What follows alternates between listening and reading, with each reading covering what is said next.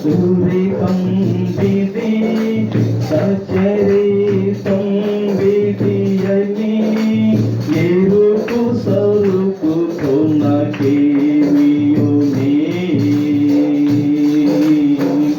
ఎరిగి ఎరిగి చెడిపోతిది మనస ఇక మీది ఎవరు చెప్పుమా చెడు మన సాక్షికి కడకడలాడక పోతివి నీవు చెడు మన సాక్షికి కడకడలాడక పోతివి నీవు హక్కు మీరి దైవాజ్ఞలు ద్రోయుచు నెత్తులకు పరుగే స్థితివయ్యో ఎరిగి ఎరిగి చెడిపోతివి మనస ఇక మీది ఎవరు చెప్పుమా ఎరిగి ఎరిగి చెడిపోతివి మనస ఇక మీది ఎవరు చెప్పుమా సకలము చూచెడు దేవుని కంటికి నాటు కదరిగేడి అనియేది సకలము చూచెడు దేవుని కంటికి నాటు కదరిగేడి అనియేది ఇక చెవి గుసగుసలెల్లను తీకుల ప్రకటము చేసేడి ప్రభువున్నాడని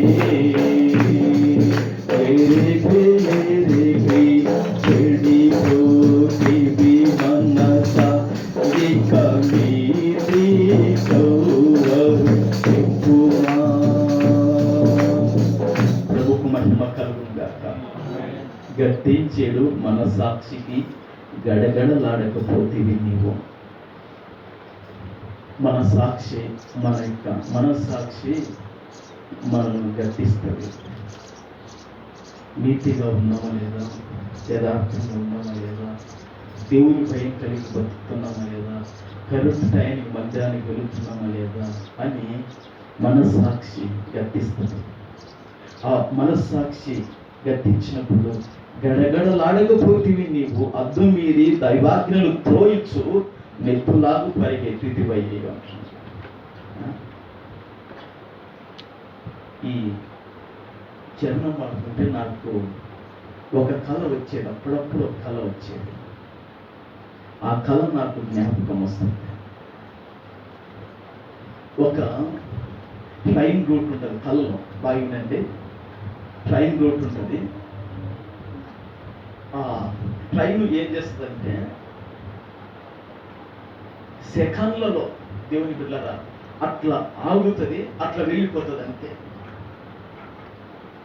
ట్రైన్ అందుకుందాం అక్కడికి పోయి లోపల అది వెళ్ళిపోయింది. అట్లా చాలాసార్లు కలుగు అక్కడ ఉంటే తప్ప దాన్ని ఎక్కలేదు. కాబట్టి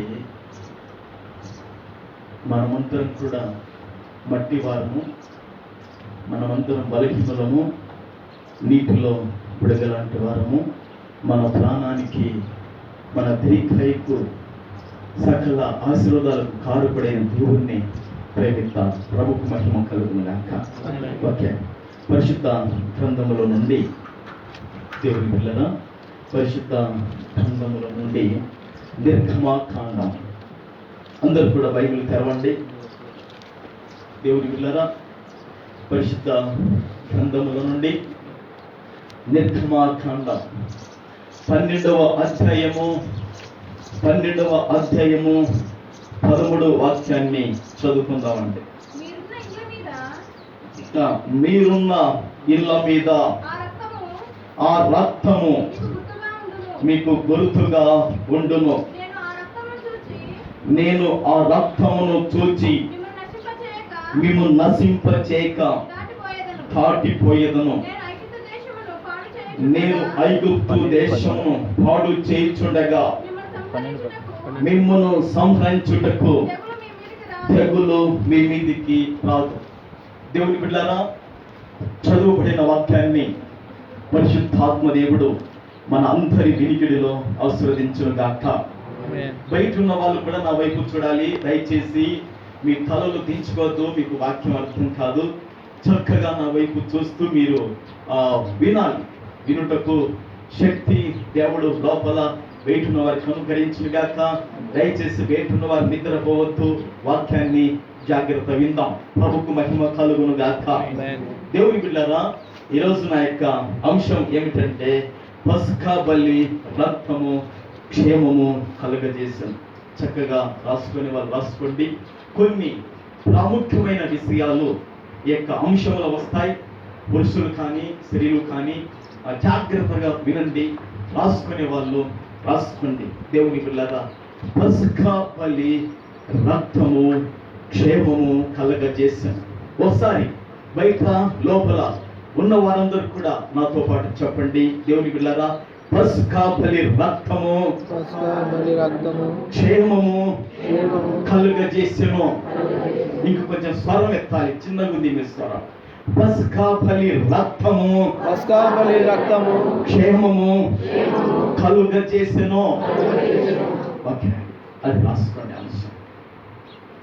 దేవుని బిడ్డలారా, దేవుడైన యెహోవా సర్వశక్తుడైన దేవుడు ఐగుప్తు దేశములో, ఇప్పుడు ప్రస్తుతం ఈజిప్ట్ అని పిలువబడుతున్న దేశములో 10 రకాలైన తెగుళ్ళు ఆ దేశం మీదకి దేవుడు రప్పించాడు. మొదటి తెగులు, దేవుని బిడ్డలారా, నీళ్లు రక్తముగా మార్చబడుట మొదటి తెగులు. ఏమి మార్చబడుట? ఏ దేశం మీదకి దేవుడు తెగులు రప్పించాడు? ఐగుప్తు దేశం మీదకి దేవుడు తెగుళ్ళు రప్పించాడు. ఈ ఐగుప్తు దేశం మీదకి దేవుడు 10 తెగుళ్ళు రప్పించాడు. ఆ 10 తెగుల్లో మొదటి తెగులు ఏమిటంటే నీళ్లు రక్తముగా మార్చబడుట. నీళ్లు రక్తముగా మార్చబడుట. ఫరో ఇంట్లో నీళ్లు చూస్తే రక్తమే. అతని సైనికుల గృహాలలో, వారి భవనాలలో చూస్తే నీళ్లు రక్తమే. అవే కాక ఏటిలో కూడా నీళ్లు రక్తముగా మార్చబడేది. ఎక్కడెక్కడ ఊటలు, ఎక్కడెక్కడ నీళ్లు ఉన్నాయో అవి రక్తముగా మార్చబడినాయి ఐగుప్తు దేశంలో. అది దేవుడు ఆ దేశం మీదకి రప్పించిన మొదటి తెగులు. మీకు డౌట్ రావచ్చు, నీళ్లు రక్తముగా మారిస్తే వాళ్ళకు తాగటానికి నీళ్లు కావాలి కదా అని మీకు డౌట్ రావచ్చు. అప్పుడు ఈ ఐగుప్తు దేశంలో ఉన్న సామాన్యులేమి, సామంతులేమి, ధనికులేమి, గొప్పవారేమి అందరూ నీళ్లు కావటానికి, నీళ్లు తెచ్చుకోవటానికి ఎక్కడికి వెళ్ళారంటే ఏటి పక్కలు వెళ్ళి త్రోవి నీళ్లు తెచ్చుకున్నారు. అది పరిస్థితి. ఓకే, ఈ తెగులు ఎందుకు చెప్పించాడో దాని గురించి చెప్పడం లేదు, అట్లా చెప్తా. దాని మీద కూర్చున్నప్పుడు సబ్జెక్ట్. ఇప్పుడు నేను చదివిన వాక్యము ఎన్నో తెగులు అంటే ఇది 10వ తెగులు, ఆఖరి తెగులు. ఎన్నో తెగులమ్మా? ఆఖరి తెగులు. మొదటి తెగులు చెప్పాను, నీళ్లు రక్తముగా మార్చబడుట. ఇక చాలున్నాయి, అవి నేను చెప్పాను. వాళ్ళు ఎప్పుడని చెప్తారు. చివరి ఆఖరి తెగులు ఏమిటంటే, ఇశ్రాయేలు ప్రజలు ఐగుప్తు దేశములో గోషెను ప్రాంతములో ఉన్నారు. ఈ గోషెను ప్రాంతము మంచి సస్యశ్యామలతో కూడిన ప్రాంతం. ఈ గోషెను ప్రాంతం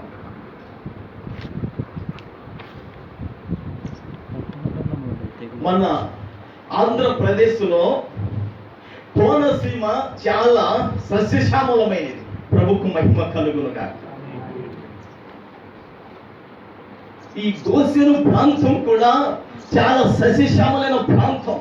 ఆ ప్రాంతంలో ఇశ్రాయేలు ప్రజలు లక్షల కొలది కుటుంబాలు గృహాలు కట్టుకొని వారు అప్పటికే 400 పై శిల్కైంది ఆ దేశంలో ఉండబట్టి 430 సంవత్సరాలు అక్కడ ఉన్నారు. అక్కడ వారు గృహాలు కట్టుకున్నారు.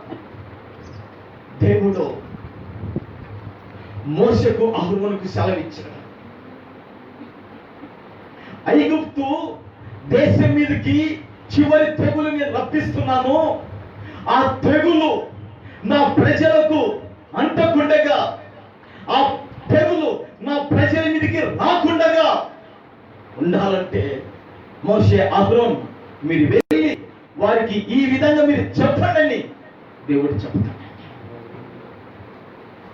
ఐగుప్తు దేశంలో దేవుడు ఫరో యొక్క జ్యేష్ఠ కుమారుని మొదలుకొని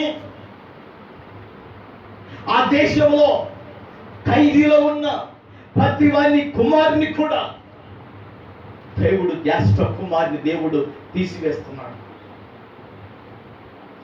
ఒక మనుషులనే కాదు, జ్యేష్ఠ కుమారులనే కాదు, కానీ వారి పశువులలో ప్రతి జ్యేష్ఠత్వము దాన్ని దేవుడు తీసివేస్తున్నాడు. ఎందుకు దేవుడు ఆ విధంగా తీసివేయగలుగుతున్నాడంటే, ఐగుప్తు దేశంలో ఆ ప్రజలు వారు కొలిచే దేవతలు, వారు కొలిచే దేవుళ్ళు వారిని, వారి పశువులను కాపాడలేని శక్తి హీనులని రుజువుపరచడానికి మహిమగల దేవుడు అక్కడ చేయగలిగిన అద్భుతాన్ని ప్రభుకు మహిమ కలుగునుగాక. హల్లెలూయా, హల్లెలూయా. దేవుని బిడ్డలారా, ఆ తెగులు అంత కొంతకాలములే, అనగా అంత అర్ధరాత్రి 1 గంట టైం కూడా పట్టి ఉండదు. కొద్ది సమయములనే అనుకుంటున్నాం. కొద్ది సమయములనే అర్ధరాత్రి తర్వాత ఆ తెగులు ఆ దేశం మీదకి దేవుడు పంపాడు. ఆ తెగులు దేవుని బిడ్డ ఒక్క మాట చదివి నేను ముందుకు సాగుతాను. దేవుని బిడ్డలారా, అక్కడ ఒక మాట మీరు చదవాలి. ప్రభుకు మహిమ కలుగును గాక. 12:29:30 అర్ధరాత్రి వేళ జరిగినదేమనగా, సింహాసనం మీద కూర్చున్న ఫరో మొదలుకొని చెరసాలలో నున్న ఖైదీ యొక్క తొలి పిల్ల వరకు ఐగుప్తు దేశమందలి తొలి పిల్లలనందరినీ, పశువుల తొలి పిల్లలన్నిటినీ యెహోవా అతను చేసెను. ఆ రాత్రి ఫరోయు అతని సేవకులందరూ ఐగుప్తులందరూ లేచినప్పుడు శవము లేని ఇల్లు ఒకటైనా లేకపోయినందున ఐగుప్తులో మహాఘోష పుట్టెను. అర్ధరాత్రి కాలములో దేవుడు బయలుదేరాడు. ఆయనతో పాటు ఒక దూత సంహారకుడు బయలుదేరాడు. అంతే, రాత్రి అర్ధరాత్రిలో దేవుడు అందరినీ కథం చేసేసి జ్యేష్ఠ కుమారుని మొదలుకొని ఇంటికి పెద్ద కుమారుని మొదలుకొని ఆ ఇంటిలో పెద్ద కుమారుడు ఎలాంటి ఉద్యోగం చేస్తున్నా, ఎలాంటి జాబ్ చేస్తున్నా, ఆ ఇంటికి ఎంత ప్రయోజనకారైనా వాడిని దేవుడు తీసేసి ఆ ఇంటిలో జ్యేష్ఠ యొక్క పశువును కూడా, తొలి పిల్లను కూడా దేవుడు ఏం చేశాడంటే తీసివేశాడు. ఈ గతి, ఈ స్థితి, ఇలాంటి క్షామం నా పిల్లలకు రాకూడదంటే వారు నేను చెప్పినట్టు చేయాలి, నాకు విధేయులు కావాలి, నా మాటను గౌరవించాలి.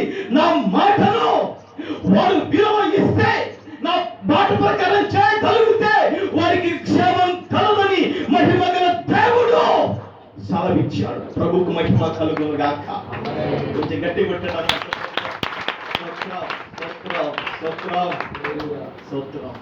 కొంచెం మళ్ళీ మాట్లాడుతూ వాక్యంలోకి వెళ్తాను. ఇప్పుడు మనకు సంవత్సరానికి ఎన్ని నెలలు ఉన్నాయి? నాకు వినపడలేదు. ఇప్పుడు కొంచెం వినపడుతుంది. సంవత్సరానికి మనకు ఎన్ని నెలలు ఉన్నాయి? 12 మాసాలు ఉన్నాయి. ఈ 12 మాసాలలో మొదటి మాసం ఏది, చివరి మాసం ఏది? జనవరి, డిసెంబర్. కొందరు చెప్తున్నారు, కొందరు చెప్పడం లేదు. మొదటి మాసము జనవరి అనుకుంటా, ఓకే.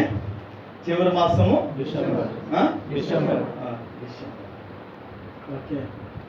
ఇది ఎందుకు చెప్పానంటే, ఈ మాసాలు తెలిస్తే ముందు మనకు యూదుల యొక్క మాసాలు కూడా అర్థమైంది. సూత్రాలు మనకేమో జనవరి మొదటి మాసం అయితే డిసెంబర్ ఆఖరి మాసము పెట్టుకొని ఆ కాలంలో మనము మన జీవిత యాత్రను కొనసాగిస్తున్నాం. ఇశ్రాయేలులో కూడా దేవుడు ఏం చేశాడంటే, మోషే పిలిచి, మోసే ఏమైంది, ఏమి లేదు, ఒకటి చెప్తాను.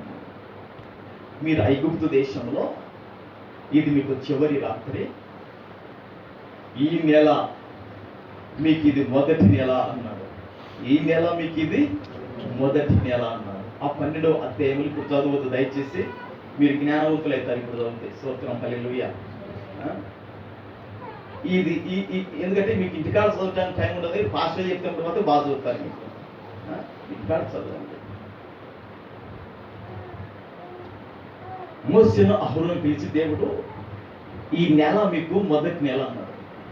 ఏది యూదులకు మొదటి నెల అంటే, దేవుని బిడ్డలారా, హబీబు అనేది యూదులకు మొదటి నెల.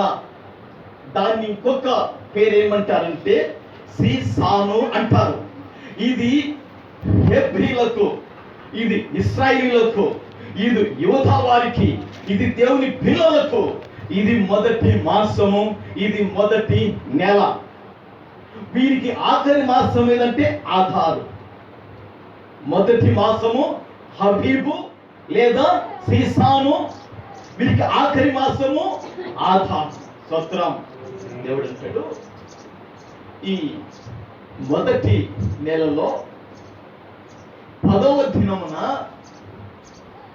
మీ కుటుంబాలన్నీ కూడా క్షేమకరంగా ఉండటానికి, మీ పిల్లలందరూ, మీ భార్యలు కూడా, మీ పశువులు కూడా, మీరందరూ కూడా ఆరోగ్యకరంగా ఉండటానికి, మీకు ఎలాంటి తెగులు రాకుండా ఉండటానికి మీరు మందలకు వెళ్ళండి, మీరు వెల చెల్లించండి. అవసరమైతే డబ్బును ఒక పెట్టుబడిగా పెట్టి మీరు ఏం చేస్తారంటే ఒక మంచి గొర్రె పిల్లను కొనాలి అని చెప్తాడు దేవుడు. ఏది కావాలంటే ఒక గొర్రె పిల్ల కావాలని చెప్తాడు. అది మొగది గొర్రె పిల్ల అయి ఉండాలి. అది దానికి సంవత్సరమే ఏడాది ఉండాలి. దేవుని బిడ్డలారా, ఒకవేళ గొర్రె పిల్లల్లో పొట్టేళ్లలో కన్నా మీకు సంవత్సరం లేదు కానీ దొరకకపోతే కానా మీరేం చేయాలంటే మేకలలో మేకపోతు తెచ్చుకోండి ఒకటని చెప్తారు. వీటికి సంవత్సరమే ఉండాలి, సంవత్సరం దాటి ఉండకూడదు. ఈ గొర్రె పిల్లలకు కానీ ఈ యొక్క దేవుని పిల్లరా ఆ మేకలలో మేకపోతే కానీ వీటికి సంవత్సరమే ఉండాలా అని చెప్తాడు. వీటిలో గుడ్డిది కానీ, వీటిలో కాలు ఇరిగిపోయినది కానీ, వీటిలో మరి నిస్సు ప్రయత్నమే దాన్ని కానీ మీరు కొనకూడదు. మీకు అలాంటివి ఉండకూడదు. మీలో ప్రతి కుటుంబానికి కూడా ఒక నిర్దోషమైన బర్రె పిల్లను, పొట్టెలను తీసుకోండి. మేకలలో ఒక మేకపోతును నిర్దోషమైన దాన్ని తీసుకోండి. దీన్ని తీసుకొని మీ దగ్గర ఈ నెలలో 10వ తారీఖున మీరు కొనుక్కోవాలి. ఈ 10వ తారీఖులో కొనుక్కొని దాన్ని మీ దగ్గర పెట్టుకోవాలి. 14వ తారీఖు సాయంకాలం వరకు దాన్ని పరీక్షించాలి. అది బాగుందా లేదని చూడాలి. ఒకవేళ బాగాలేకపోతే దాన్ని మీరు అర్పించగలరు. ప్రతి కుటుంబానికి ఏమి కావాలంటే దేవుని పిల్లరా, ఒక నిర్దోషమైన గొర్రె పిల్ల కావాలి. ఎందుకు నిర్దోషమైన గొర్రె పిల్ల కావాలంటే ఆ తెగులు మీ మీదికి రాకుండా ఉండటానికి. ఏ తెగులు ఏమంటే ఈరోజు పేపర్కు దేవుని పిల్లరా, అమితాబ్ బచ్చన్ కూడా కరోనా వచ్చింది. 77 సంవత్సరాలు మా మనిషిలోని కరోనా రాకుండా ఏమవుతుంది?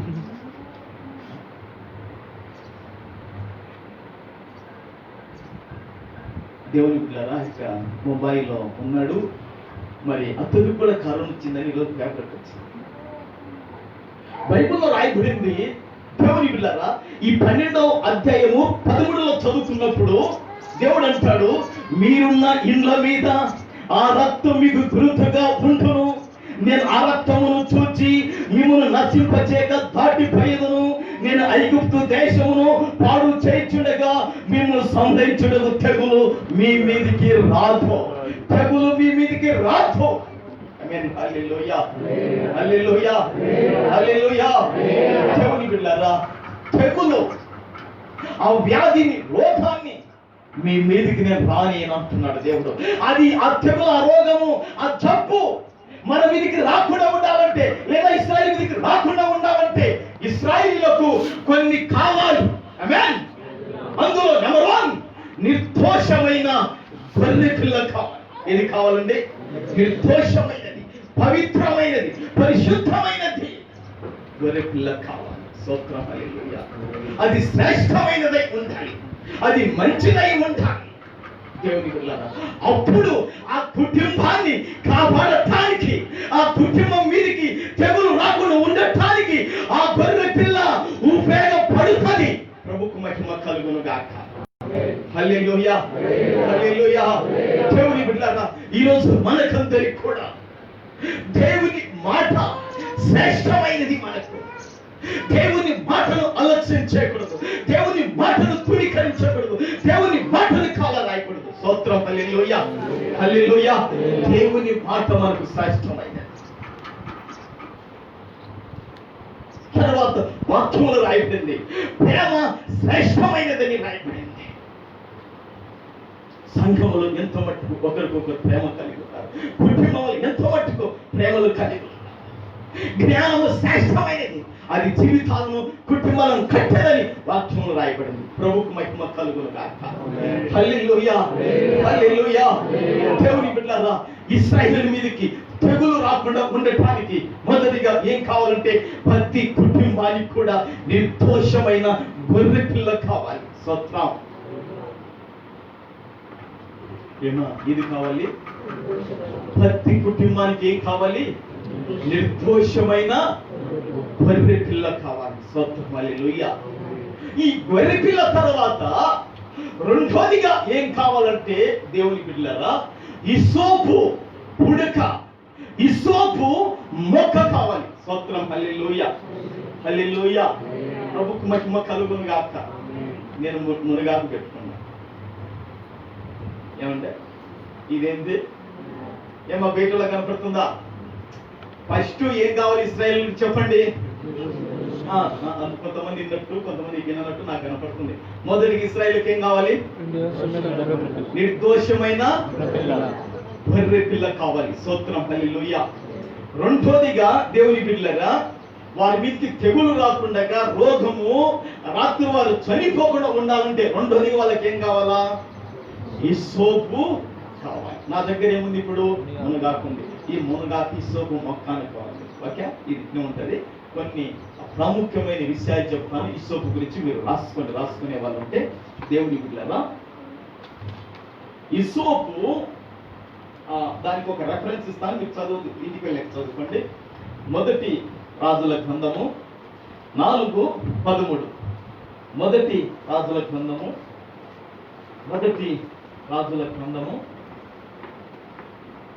4:33. ఫస్ట్ 13 చెప్పానా? అది కొట్టండి. 4:33 మొదటి రాజుల గ్రంథము 4:33. ఓకే, దేవుని బిడ్డలారా, ఇసోపు కొంచె లేదా మొక్క కావాలి. ఎండిపోయిన స్థలముల యందు ఇది పెరుగును. ఏమా, ఇసోపు మొక్క ఎక్కడ పెరుగుతుంది చెప్పండి? మీరు కొంచెం మాట్లాడుతున్నారు, చెప్పండి అమ్మా. ఇసోపు మొక్క ఎండిపోయిన స్థలముల యందు పెరుగును, ఒకటి. ఓకే, రెండోది రాతి ప్రాంతములో దీనికి అనుకూలం గనుక గోడలలో నుండి మొలచును. రెండోదిగా ఇది ఎక్కడ మొలుస్తుంది అంటే గోడల నుండి మొలుస్తుంది. రెండోది గోడల నుండి మొలుస్తుంది. ఈ మొక్క కేవలం 2 అడుగులు మాత్రమే ఎదుగుతుంది. ఇసో మొక్క ఎన్ని అడుగులు ఎదుగుతుందమ్మా? 2 అడుగులు మాత్రమే ఎదుగుతుంది. ఈ మొక్క ఐగుప్తులకు చెందినదై గుత్తులుగా పువ్వులను ఆకులను గల తీగలు గలది. 4వది, ఈ మొక్క చిన్న నీలి రంగు గల పువ్వులు మంచి సువాసన గలది. ఈ సోపు 5 అయిపోయింది. 6 చెప్తున్నాం. పుదీనా జాతికి చెందిన చేదని ఈ మొక్క వైద్యములకు ఉపయోగపడేను. వైద్యములకు, రోగులకు, జబ్బు గల వారికి ఉపయోగపడింది ఈ సోపు మొక్క. 7వదిగా ఐగుప్తులో విరివిగా పెరుగుట వలన పస్కా పండుగ రాత్రి రక్తాన్ని పూయుటకు ప్రతి ఇశ్రాయేలు కుటుంబములకు అందుబాటులో ఉండెను. 8వది, లేవీల క్రమమందు వివిధ బలి అర్పణలతో ఉపయోగించబడి ఉన్నందున అరణ్యములు కూడా విస్తారంగా పెరిగి ఉండెను. ఈ ఇసోపు మొక్క దీనత్వమునకు సూచన, విరిగి నలిగిన మనసులకు త్యాగానికి సూచన. ఈ ఇసోపు మొక్క ఇశ్రాయేలీలో ప్రతి కుటుంబములకు ఉపయోగపడేది. స్తోత్రం, హల్లెలూయా. దేవుని కదా, దాదాపుగా ఇసోపు మొక్క గురించి బైబిల్ కాలేజీలో కూడా చెప్పారు. మరి ఇవన్నీ కూడా కొన్ని చాలా టైం పడితేనే ఇసోపు మొక్క గురించి దొరికేది. 8 విషయాలు మీకు ఇసోపు మొక్క గురించి చెప్పాను. ఇశ్రాయేలీలో ఏమంటే ఇశ్రాయేలీలో బాగా ఉండాలంటే, వాళ్ళ మీదకి రోగం రాకూడదంటే, వాళ్ళ మీదకి తెగులు రాకూడదంటే, నెంబర్ 1 వారికి నిర్దోషమైన మొగది గొర్రెపిల్ల ఏడదై ఉండాలి. రెండోదిగా ఇసోపు మొక్క ఉండాలి. ఇసోపు మొక్క దేవుని బిడ్డలారా ఇశ్రాయేలు ప్రజలకు ఏమైందంటే అది ఉపయోగపడింది. ఏమైందమ్మా? అది ఉపయోగపడింది. ప్రతి కుటుంబానికి కూడా అది ఉపయోగపడగలిగింది. గోడలో మొలిచే మొక్క, 2 అడుగులు ఉండే మొక్క దేవుని బిడ్డలారా ఇశ్రాయేలు ప్రతి కుటుంబానికి ఉపయోగపడింది. ఈరోజు నా జీవితం, ఈరోజు మన అందరి జీవితాలు కూడా అనేకులకు ఉపయోగకరంగా మార్చబడినట్లు దేవుని ఆత్మ నడిపింపు మనలో ఉండును గాక. ఆమేన్. హల్లెలూయా, హల్లెలూయా. దేవుని బిడ్డలారా, దావీదు కారండి, దావీదు అనుచరులు దేవుని బిడ్డలారా నాబాలు ఆస్తికి ఉపకారం చేశాడు. నాబాలుకు దేవుని బిడ్డలారా దాదాపుగా 3000 బర్రెలు ఉన్నాయి. నాబాలుకు 1000 మేకలు ఉన్నాయి. ఈ గొర్రెలు, ఈ మేకలు అరణ్యంలో కాస్తున్నప్పుడు దావీదు యొక్క అనుచరులు దేవుని బిడ్డలారా రాత్రనక పగలనక ఆ 3000 గొర్రెల చుట్టూరు, ఆ 1000 మేకల చుట్టూరు దావీదు అనుచరులు వీరందరూ కూడా రాత్రి అయినా పగలైనా వారికి ఏ నష్టం కలగకుండా వారందరూ కాపలా కాస్తున్నారు. గొర్రెలకు, మేకలకు కాపలా కాస్తున్నప్పుడు దేవుని బిడ్డలారా ఒకసారి నాబాలు ఏం చేస్తున్నాడంటే గొర్రెబొచ్చు కత్తిరిస్తూ తన పరివారికి విందుని ఏర్పాటు చేస్తున్నాడు. విందుని ఏర్పాటు చేస్తున్నప్పుడు దావీదు తన అనుచరులను పిలిచి, మీరు నావల దగ్గరికి వెళ్ళండి, అతనికి మనం చేసిన మేలును బట్టి అతనికి మనం ఏ విధంగా ఉపయోగపడినమో తన పని వారికి కూడా తెలుసు.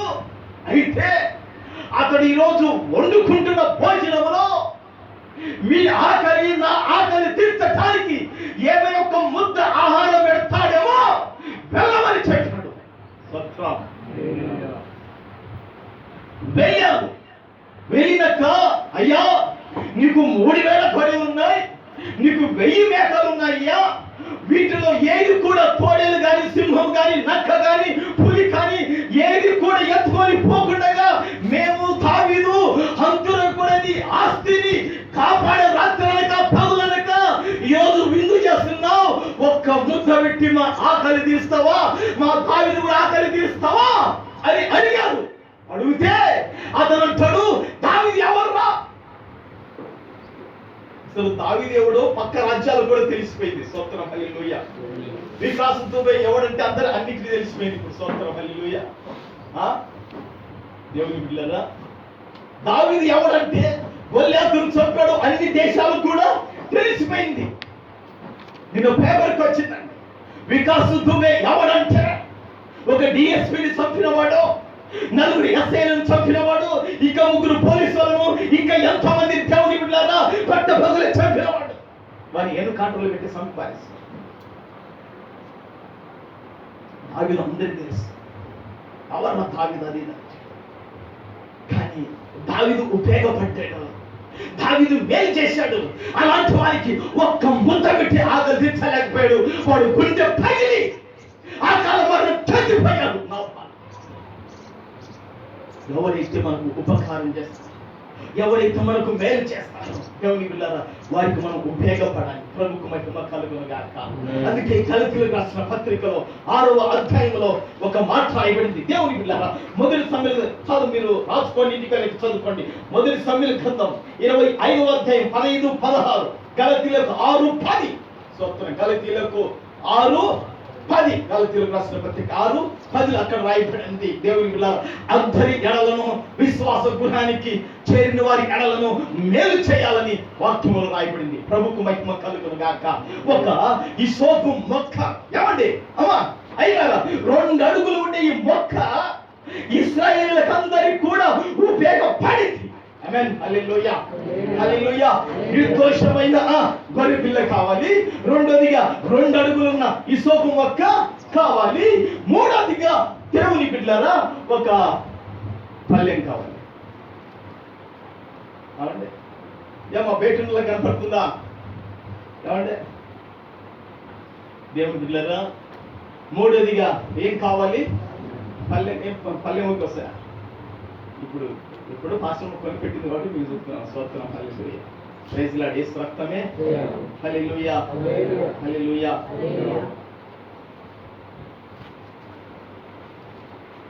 ఒక కుటుంబము దేవుని బిడ్డలారా చెలిమిలలో పాస్టర్ వాళ్ళ ఇంటికి వెళ్ళి అప్పుడు అత్తతో మామతో అంటున్నారంట, మీ పిల్లలు మాకేంటి మేము చేసుకుంటాము, తర్వాత మా పిల్ల ఉంది మీ ఇంటికి కూడా చేసుకోవచ్చు అని ఈ విధంగా మామ కథలు చెప్తున్నారు. అప్పుడు మాకు ఇంకా పిలుసుకుంటే ఇవన్నీ ఏం జరగలేదు శేఖర్ అన్న.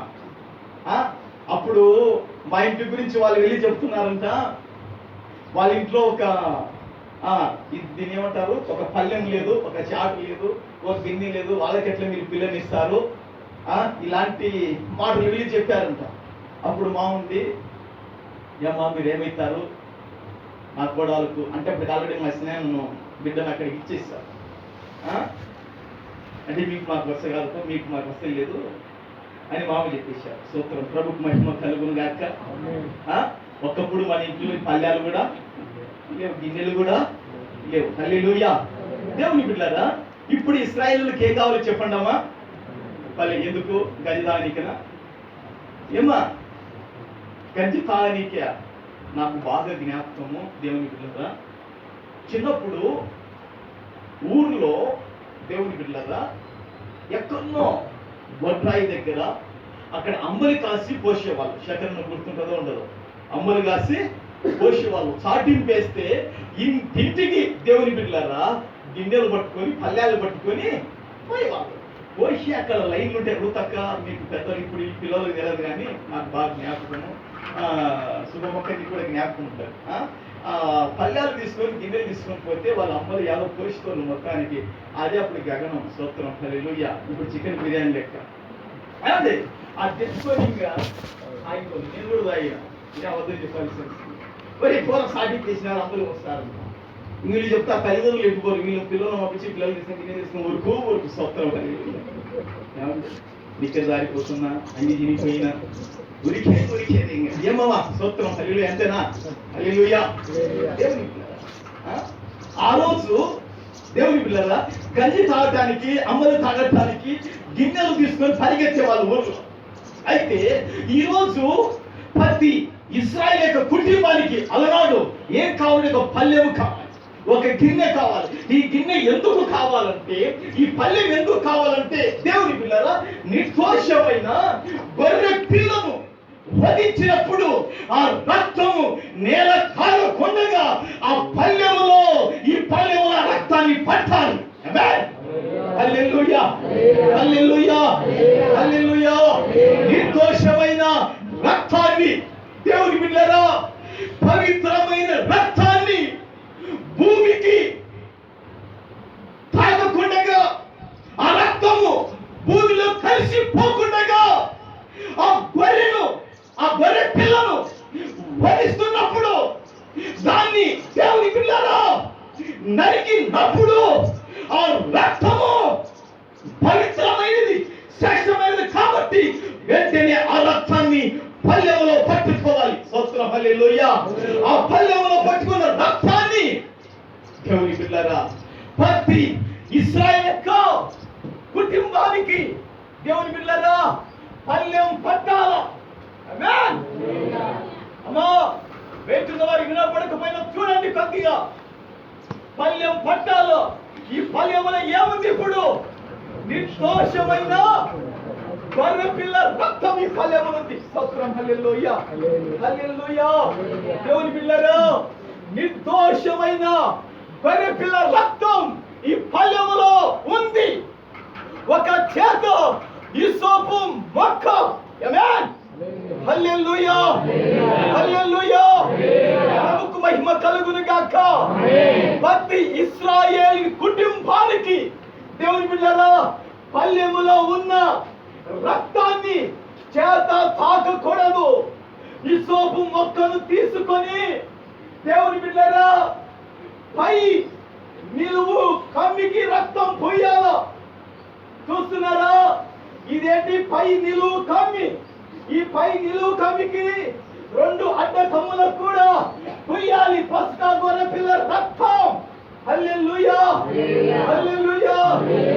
దేవుని బిడ్డలారా ఆ విధంగా ఈ పస్కా గొర్రె పిల్ల యొక్క రక్తాన్ని పై నిలువు కమ్మికి రెండు అడ్డ కమ్ములకు రాసినప్పుడు ఆ కుటుంబములో ఉన్న ప్రతి పురుషునికి, ప్రతి స్త్రీకి, ప్రతి యవనస్తునికి, ప్రతి వృద్ధునికి కూడా క్షేమం. చప్పట్లు కొట్టండి.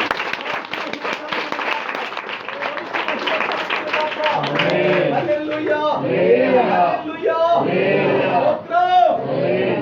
అదే ఇంతవరకు మనం చదువుకున్న వాక్యం 12:13 మరొకసారి చూద్దాం, చదువుదాం.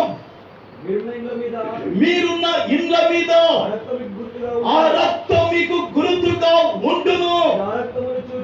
నేను ఆ రక్తమును చూచి మిమ్మల్ని నశింపచేయక దాటిపోయేదను. నేను ఐగుప్తు దేశమును పాడు చేయుచుండగా మిమ్ము సంహరించుటకు తెగులు మీ మీదికి రాదు, వ్యాధి మీ మీదికి రాదు, జబ్బు మీ మీదికి రాదు. స్తోత్రం, హల్లెలూయా, హల్లెలూయా, హల్లెలూయా. దేవుని బిడ్డలారా ఐగుప్తు దేశంలో గోషెను ప్రాంతములుంటున్న ఇశ్రాయేలీల ప్రజల ఇళ్లకు దేని దేవుడు చూస్తాడంట? దేని దేవుడు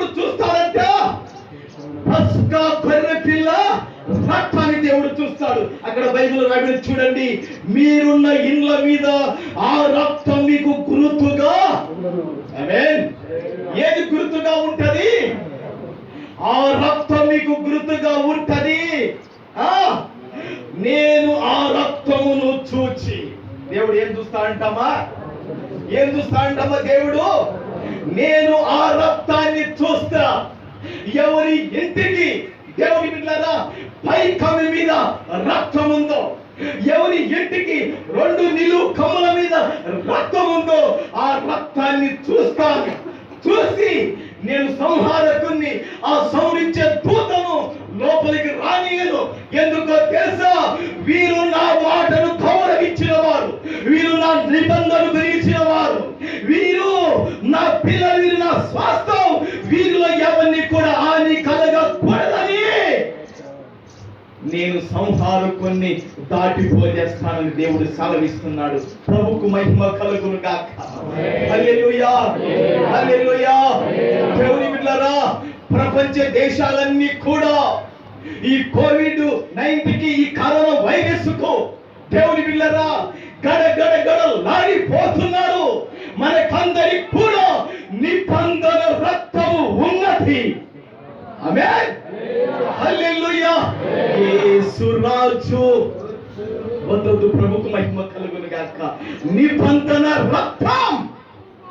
ఆమేన్, హల్లెలూయా, హల్లెలూయా. దేవుని బిడ్డలారా, నాశనకరమైన తెగులు రాకుండగా, పాడు చేసే తెగులు రాకుండగా మనకు గుర్తు యేసు రక్తం. ఆమేన్. దేవుడు అదే చెబుతున్నాడు. ఐగుప్తు దేశమంతటి కూడా ఫరో ఇంట్లో జ్యేష్ఠుని మొదలుకొని ఖైదీ తొలి పిల్ల జ్యేష్ఠుని వరకు పశువులలో తొలి జ్యేష్ఠాన్ని మొత్తాన్ని చంపి పారేస్తా.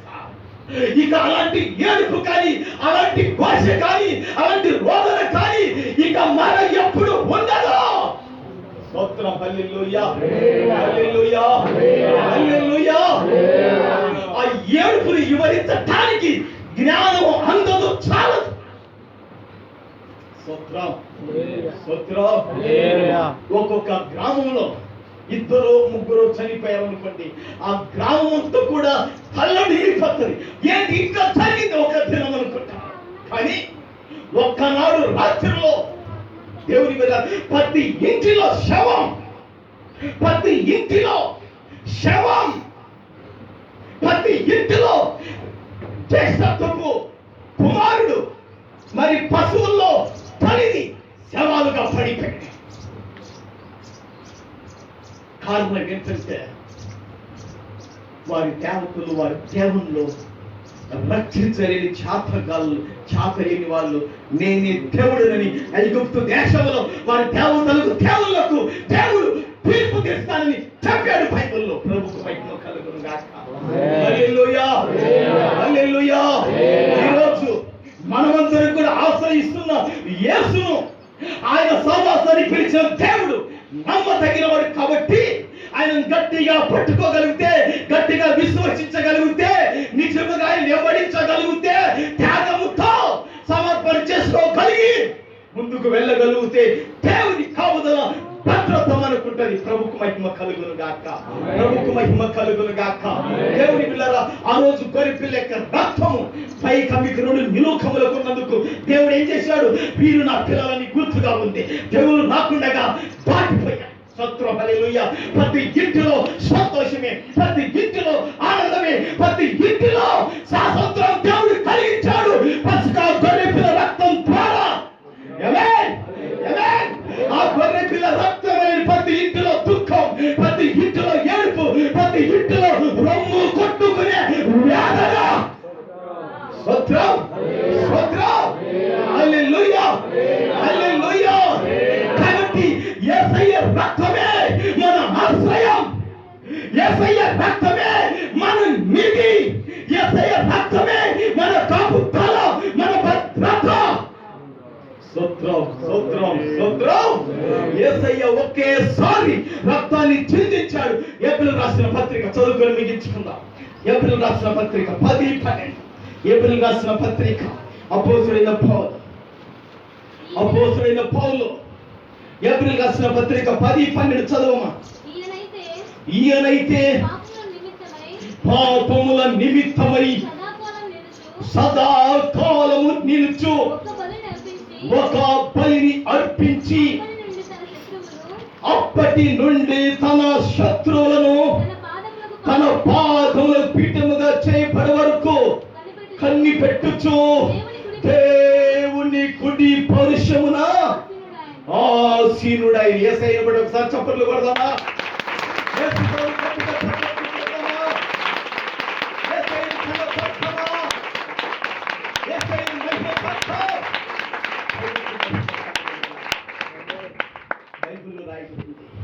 సర్వజనులారా చప్పట్లు కొట్టండి, జయధ్వనులతో ఆయన ఆర్భాటం చేయబడింది. కీర్తన రాయబడింది.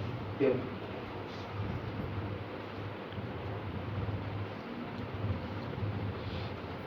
ఒక్కసారి ఈ 10-12 చూస్తే ఈయనైతే పాపముల నిమిత్తమై సదాకాలం నిలుచు ఒక్క బలిని అర్పించి. స్తోత్రం హల్లెలూయా. దేవుని బిడ్డలారా, ఒక నిర్దోషమైన గొర్రె పిల్ల దాన్ని బోధిస్తున్నప్పుడు దానికి ఎంత బాధ ఉంటుందంటే, స్త్రీలు వైకాడ వంట చేస్తున్నప్పుడు ఆ గ్యాస్ కొంచెము నిప్పులు కొంచెం తాకాని అనుకోండి, అబ్బా పొబ్బపోయిందని అల్లంటారు. ఒకవేళ ముళ్ళు గుచ్చుకున్నదనుకోండి బాధపడతాను. కానీ గొర్రె నిర్దోషమైన దాన్ని వస్తున్నప్పుడు దాని పానం విలవిలలాడదా, అది గుండె బలగదా, దానికి బాధ ఉండదా. అలాంటి గొర్రె పిల్ల రక్తం ఇశ్రాయేలు కాపాడగలిగింది. ఆ గొర్రె పిల్లకు రక్తం భూమి తప్పకుండా ఒక పల్లెం కావాలి, ఒక హిసోపు మొక్క కావాలి ప్రతి ఇంటికి. అప్పుడు పైరి కమ్ములకు పూశారు. వారు క్షేమంగా గోచర ప్రాంతంలో ఉన్నారు.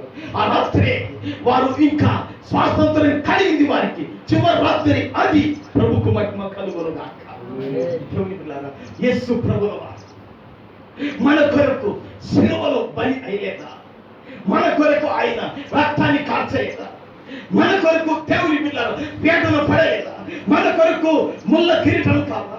మన కొరకు పిడిగుద్దులు కాదా? మన కొరకు యేసు ప్రభువు ఎన్నెన్ని శ్రమలు భరించాడో ఆ ప్రేమ విలువ మనకు అర్థం కావడం లేదా? అసలు కిందున్న తల్లిదండ్రుల ప్రేమను అర్థం కాలేదంటే ఆ యేసయ్య ప్రేమ ఎవరికి అర్థమవుతుంది? స్తోత్రం హల్లెలూయా, హల్లెలూయా, హల్లెలూయా. తల్లిదండ్రుల ప్రేమ పిల్లలకు అర్థమైతే ఆ పిల్లలు తల్లిదండ్రులకు విధేయులై తల్లిదండ్రులను సన్మానించి తల్లిదండ్రులు సంతోషపెట్టి ఆనందపరిచే వారిగా ఉంటారు పిల్లలు. స్తోత్రం హల్లెలూయా, హల్లెలూయా. తల్లిదండ్రుల ప్రేమని పిల్లలకు అర్థం కానప్పుడు యేసయ్య ప్రేమ ఎట్లా అర్థమవుతుందంటే వాక్యం ద్వారా యేసయ్య ప్రేమ నీకు తెలియాలి. స్తోత్రం హల్లెలూయా, హల్లెలూయా. ప్రభువుకు మహిమ కలుగునుగాక. యేసయ్య రక్తాన్ని కాల్చి యేసు ప్రేమ తన రక్తాన్ని చిందించాడు. ఎందుకు తెలుసా? నా రక్తమే వారికి తెగులు రాకుండా ఆశ్రయంగా ఉంటుంది. నా రక్తమే వారికి విజయాన్ని ఇస్తుంది. దయ్యముల పైన, అపవాది పైన, శోధనల పైన, తెగులు పైన, అన్నిటి పైన నా రక్తమే వారికి విజయం అనుగ్రహిస్తుందని మన కొరకు రక్తాన్ని ఎలుగుగా చల్లింది ఆయన. ప్రభువుకు మహిమ కలుగునుగాక. హల్లెలూయా, హల్లెలూయా, హల్లెలూయా. గొర్రె పిల్ల రక్తముచే సతనును జయించితిమే. గొర్రె పిల్ల రక్తముచే సతనును జయించితిమే. ఆత్మయందు ఆత్మయందు అనుదినం చేయమందును.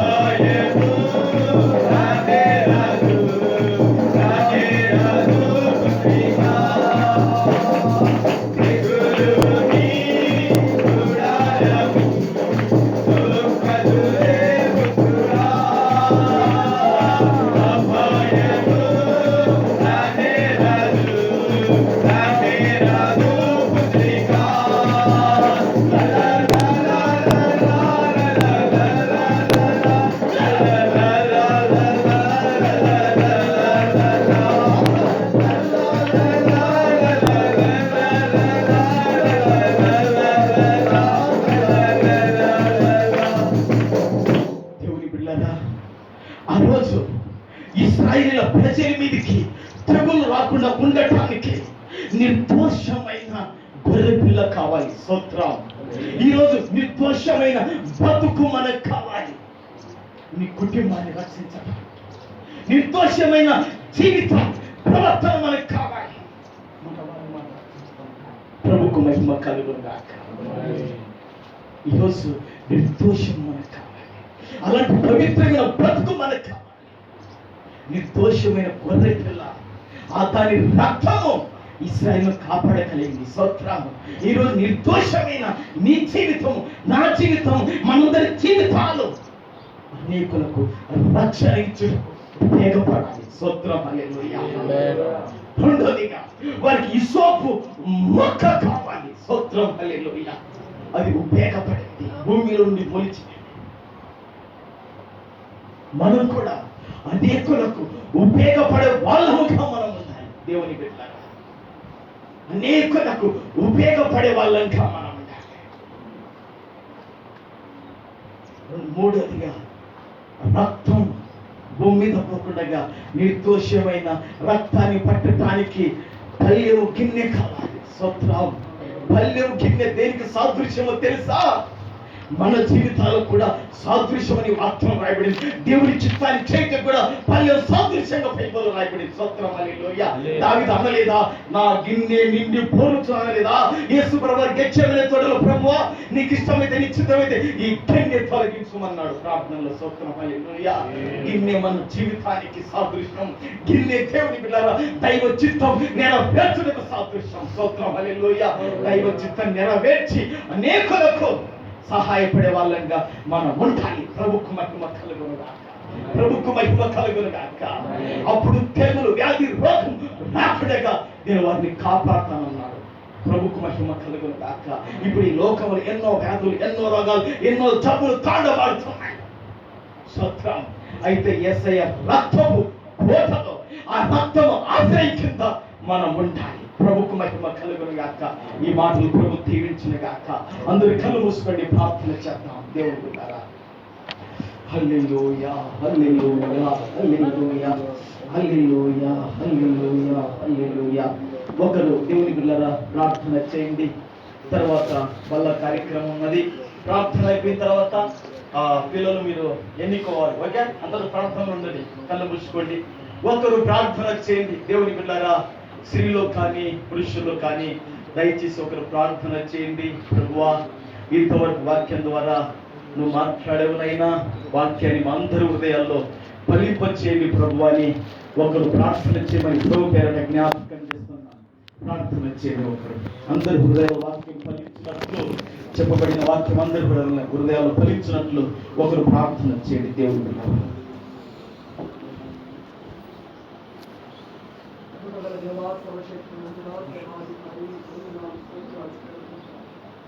ప్రేమని వాక్యం ఈ రెండో ఆదివారం వివాహం పరిశుద్ధాత్మదేవా, యేసు నీ ప్రేమను గురించి, నీ వాక్యాల గురించి మీరు మాట్లాడుతున్నారు. నీకు వందనాలు ప్రభువా. ఐగుప్తు దేశంలో